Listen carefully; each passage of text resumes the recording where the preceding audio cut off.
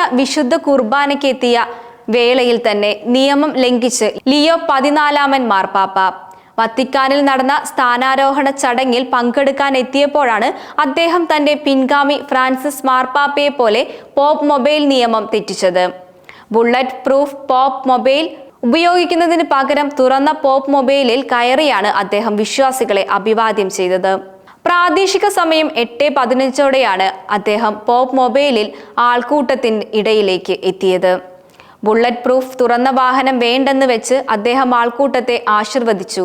Pop John Paul രണ്ടാമനെതിരെ 1981 pop മൊബൈലിൽ വെച്ച് വധശ്രമം ഉണ്ടായതോടെ പിൻഗാമികൾ bullet proof pop മൊബൈലിലാണ് വന്നിരുന്നത്. തുർക്കിക്കാരനാണ് അന്ന് മാർപ്പാപ്പയെ ആക്രമിക്കാൻ ശ്രമിച്ചത്.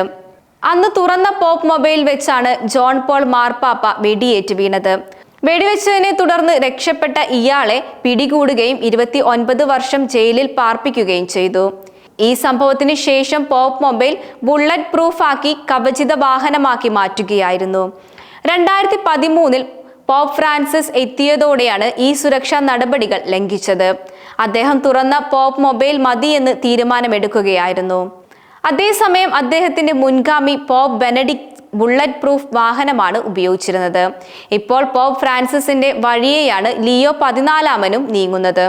ഇന്നലെ സ്ഥാനാരോഹണ കുർബാനയ്ക്കെത്തിയ അദ്ദേഹം വിശ്വാസികളെ കൈ ഉയർത്തി വീശി കാണിക്കുകയും ചെയ്തു.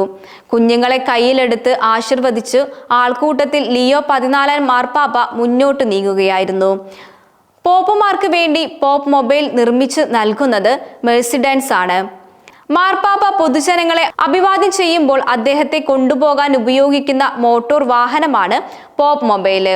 Mercedes Benz, Fiat, Jeep, Cadillac തുടങ്ങിയ ഓട്ടോമൊബൈൽ ബ്രാൻഡുകൾ പ്രത്യേകം രൂപകൽപ്പന ചെയ്ത നിരവധി വാഹനങ്ങൾ ഇത്തരത്തിൽ പോപ്പ് മൊബൈലായി ഉപയോഗിക്കുന്നു.